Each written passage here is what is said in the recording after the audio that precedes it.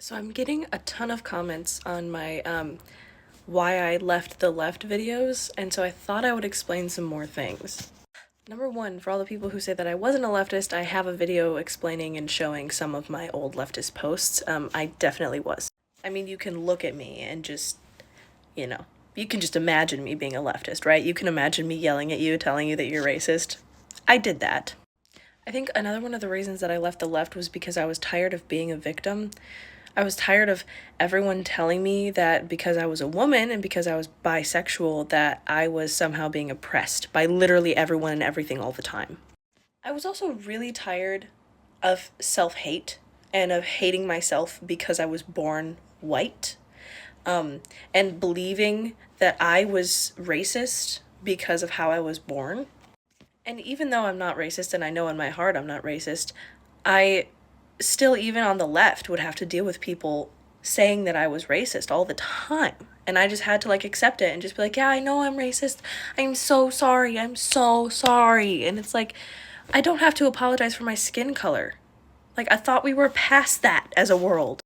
I started to realize that life is a lot simpler than leftists and liberals try to make it, because they try to make up problems out of nothing, and it takes a lot of mental gymnastics to do that. And so, in order to be a leftist or a liberal, you have to memorize a bunch of strings of words that just don't make a lot of sense, and you have to understand the buzzwords, and you have to have a brief knowledge of all of the random systemic reasons that everyone except straight white men are oppressed.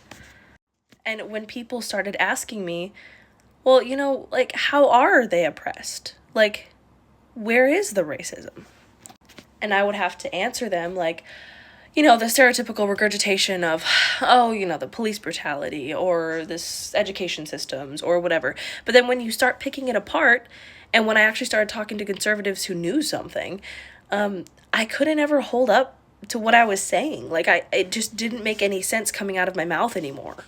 I specifically remember driving home after talking to my mom, and I called my boyfriend at the time, he's my husband now, and I just explained some of the things about, Trump, about how he gave all of his money to charity, about how he never actually said those racist things. And I remember asking my husband, or my boyfriend at the time, what would be so wrong about us not being so leftist? And after I had explained everything that I had learned, he kind of just said, so are we Trump supporters? Are we Republicans now? And I was like, what is so bad about that? Why do I hate that so much? And I didn't have a reason. So here we are.